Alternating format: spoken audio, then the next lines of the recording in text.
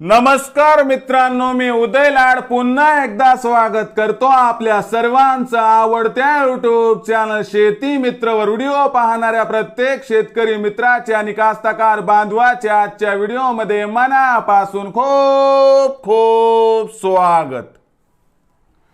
मित्रांनो, thumbnail पाहितलं, title वाचलं, होय मित्रांनो, सामान्य सोयाबीन उत्पादक कास्तकार बांधवांसाठी सर्वात महत्त्वाची अपडेट की आता 31 तारखेपर्यंत देशांतर्गत बाजारात असे राहणार सोयाबीनचे बाजार भाव।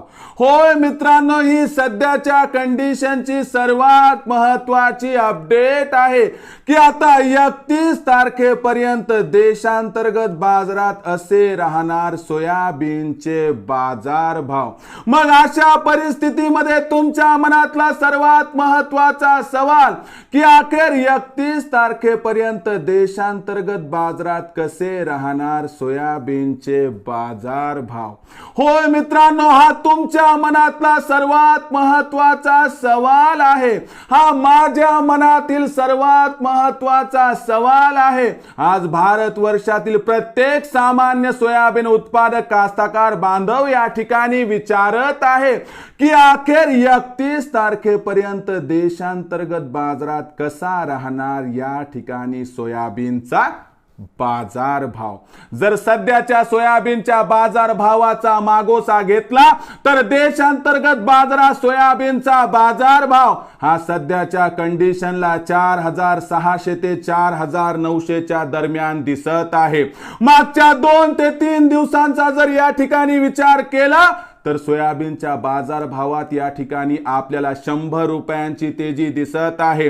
ही तेजी येण्यामागचं सर्वात महत्त्वाचं कारण म्हणजे या ठिकाणी आपल्याला लक्षात घ्यावं लागेल की देशांतर्गत बाजारात सोयाबीनचा बाजारभाव वाढणं अथवा देशांतर्गत बाजारभाव त्या ठिकाणी घटणं हे भारताच्या मागणी पुरवठ्यावरती अवलंबून नाही तर आंतरराष्ट्रीय बाजारात काय घडतंय, आंतरराष्ट्रीय बाजारामध्ये तेजी आहे का मंदी, यावरती या ठिकाणी सगळं चित्र अवलंबून आहे।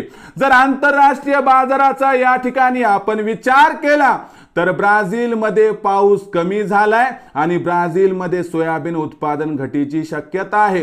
यामुळे सोयाबीनचा जो बाजारभाव आहे हा बाजारभाव आंतरराष्ट्रीय बाजारात वाढला आहे।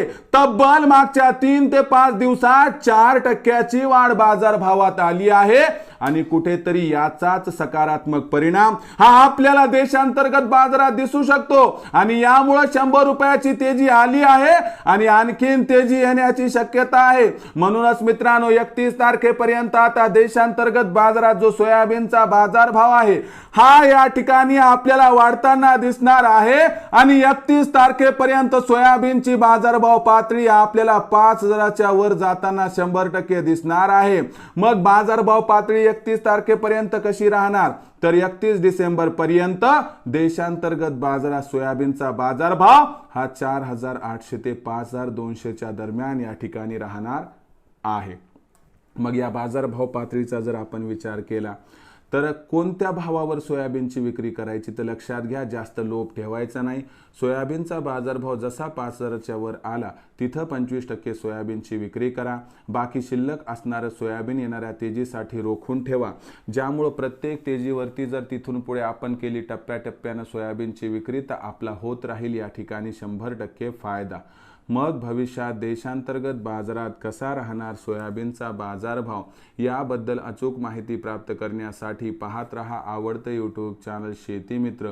आवडला असणार हा व्हिडिओ तात्काळ लाईक करा, सामान्य कास्तकार बांधवांपर्यंत पाठवण्यासाठी शेअर करा।